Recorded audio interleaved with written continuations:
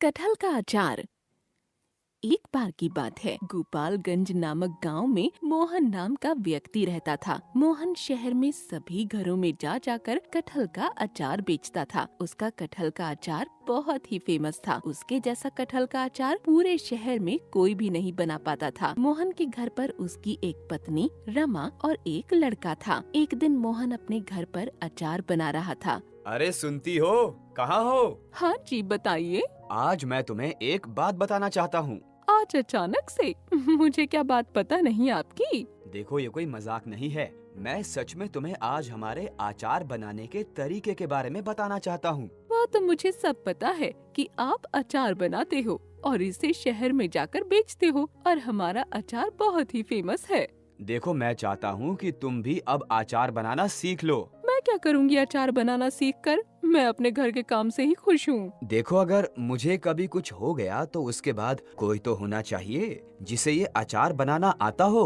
आप भी कैसी बातें करते हैं? आपको कुछ नहीं होगा, आप बस अपने काम पर ध्यान दीजिए। मोहन का अचार तैयार हो जाता है और मोहन उसे लेकर शहर की गलियों में निकल पड़ता है। मोहन जोर जोर से आवाज लगाता है, अचार ले लो, कटहल का ताजा अचार ले लो, ताजा अचार। यह सुनकर शहर के सभी लोग खुश हो जाते हैं क्योंकि उसका अचार सभी लोगों को पसंद आता है। वो जिस भी गली में जाता उसका अचार लेने सभी लोग आ जाते। मोहन जी, आप आज इतने दिनों बाद आए हो।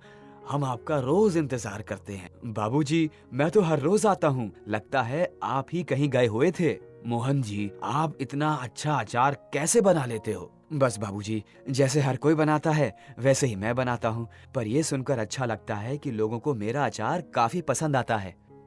ऐसा कहकर वह अचार देते हुए आगे बढ़ जाता है क्योंकि उसे और लोगों को भी अचार देना होता है। अचार शहर में बांटकर वह घर पहुंच जाता है। कहाँ हो? मैं घर आ गया हूँ। ये लो अचार के सभी डब्बे और इनको धो दो ताकि मैं कल फिर से अचार ले जा सकूं। लाइए, मैं इन्हें धो देती हूँ और अब आप आराम कीजिए। काफी थके हुए लग रहे हैं। आराम करते हुए मोहन अपनी पत्नी से बात करता है। अगर मुझे कभी कुछ हो जाए तो मैंने संदूक में अचार बनाने की एक डायरी रख दी है, जिससे तुम भी मेरे ही जैसे अचार बना पाओगी और उसे शहर में बेच सकोगी। आप ऐसा क्यों सोचते हैं? आपको कुछ नहीं होगा। ऐसा कहकर दोनों खाना खाकर सो जाते हैं। सुबह होते ही मोहन रोज ही की तरह अपने अचार के डब्बों के साथ शहर को जाने लगता है। मैं शहर को जा रहा हूँ। शाम को देर से ही लौटूंगा। ठीक है, हम खाने पर आपका इंतजार करेंगे। मोहन शहर को निकल पड़ता है। रास्ते में मोहन को एक व्यापारी मिलता है। मोहन भैया, क्या हाल है आपके? आपकी दुआ है सब। व्यापार कैसा चल रहा है आपका? हम तो बस अचार बनाकर उसे बेचते हैं जिससे हमारा घर चल जाता है। व्यापारी तो आप हैं। तुम्हारा अचार तो हमारे पूरे शहर में मशहूर है। दिन रात की मेहनत और ईश्वर का आशीर्वाद है बस। मोहन भैया, हमें तुमसे एक डील करनी है। कैसी डील, बताइए आप। हमारे इलाके में आपके अचार की बहुत ज्यादा डिमांड है, तो हम चाहते हैं कि हम आपको ऑर्डर दें और आप हमारे लिए अचार बनाएं। जी बिल्कुल, आप बताइए कितना अचार बनाना है आपके लिए? 20 किलो अचार हो जाएगा जी। अचार बनते ही मैं आपके पते पर भिजवा दूंगा। धन्यवाद, आपका बहुत बहुत धन्यवाद। ये तो मेरा रोज का काम है। मोहन को इतना बड़ा काम पहले कभी नहीं मिला था। मोहन बहुत ही ज्यादा खुश हो जाता है और कटहल लेने के लिए मंडी पड़ जाता है।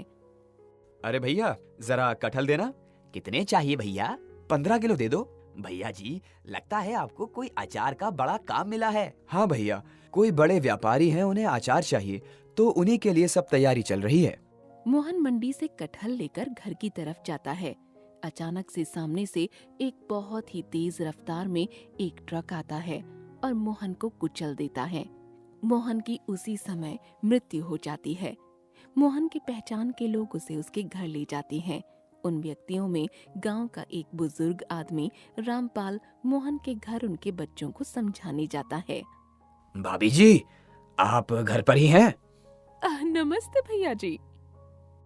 नमस्ते भाभी जी। बताइए कैसे आना हुआ? भाभी जी, एक बहुत ही दुखद घटना हो गई है। यह बात सुनकर रमा बहुत ही ज्यादा घबरा जाती है। क्या हो गया? आप मुझे सब कुछ सही सही क्यों नहीं बताते? मोहन अब इस दुनिया में नहीं रहा। यह बात सुनकर रमा बेहोश हो जाती है। आसपास की औरतें रमा को संभालती हैं और होश में आने के बाद रमा बहुत जोर जोर से रोने लगती है।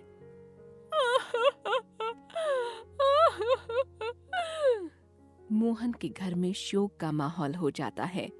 कुछ दिन बाद रामपाल मोहन के घर जाता है और रमा को समझाता है। देखो, होनी को कोई नहीं टाल सकता।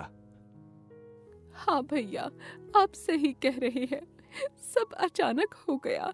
मुझे तो कुछ समझ ही नहीं आ रहा। अब हमारे बच्चों का क्या होगा? तुम इतनी टेंशन मत लो। तुम्हारा कटहल के अचार का जो व्यवसाय है वो बहुत ही अच्छा है। बस तुम अब अचार बनाना शुरू कर दो। लेकिन मैंने अचार बनाना तो सीखा ही नहीं। क्या बात कर रही हो? मोहन की पत्नी होकर तुमने अचार बनाना नहीं सीखा? नहीं, वह रोज बोलते रहे सीख लो सीख लो, मगर मैंने कभी नहीं सोचा था कि ये सब भी होगा।